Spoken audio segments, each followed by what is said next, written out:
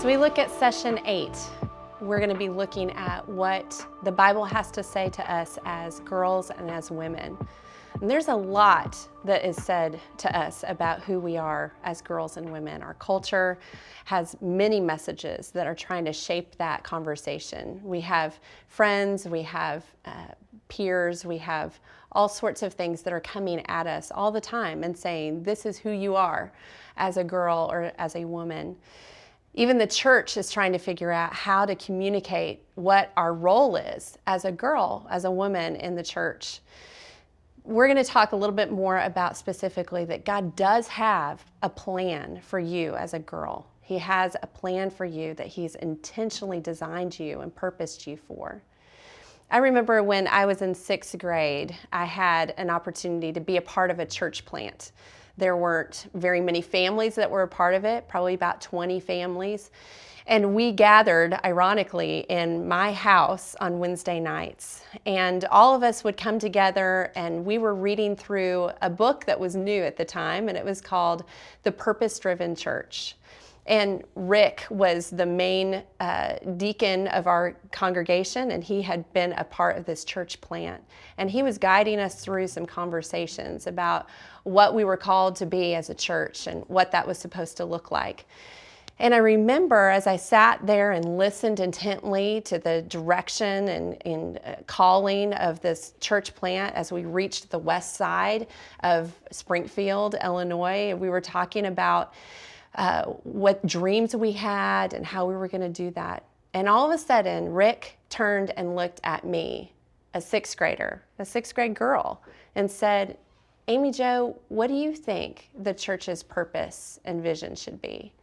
And I don't even remember what I said, but I remember that moment. I remember everybody turned and looked at me, and for a moment, they were listening at what I actually had to say and what God might be speaking to me. And that was a really powerful year. I carry a picture of me in 6th grade in my Bible as a reminder that God did a work in my heart specifically to shape my calling. This is a picture of me shortly after that time where I went to a camp, and God continued to work in my heart and say that He had designed me for something special. And that was when God started saying maybe missions, girls. I didn't know that it was going to be girls ministry, but He started shaping me for wanting to talk about His word with my peers.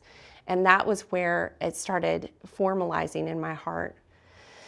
When we start looking at 1 Peter 2:9, we've talked a little bit about that passage where it says royal priesthood. And I know when we start talking about royal priesthood, we might think that that's excluding girls, but that actually is including girls. It's girls and guys. It's all of us that are walking with Christ. God inferred that for both genders. And that royal priesthood, when you start looking at that, priests are ordained. And I know that word can get a little bit tricky with girls, but it literally means to confer holy orders upon. Isn't that cool to think that God has conferred holy orders upon us, specifically as girls? He's purposed us. He has a design for us. And when you look at the design of a priest in a culture, priests had a pretty important role. When we went on a mission trip to Vancouver a couple of years ago, one of the places that we went to go visit was a place called God Row. It was a really interesting place where they had literally churches and different religions represented next door to each other. It was kind of like a neighborhood of all the religions. You could go to a Buddhist temple, you could go to a Sikh temple, you could go to a Hindu temple. They were literally right next door to each other. And we took our students to go visit each one of these temples.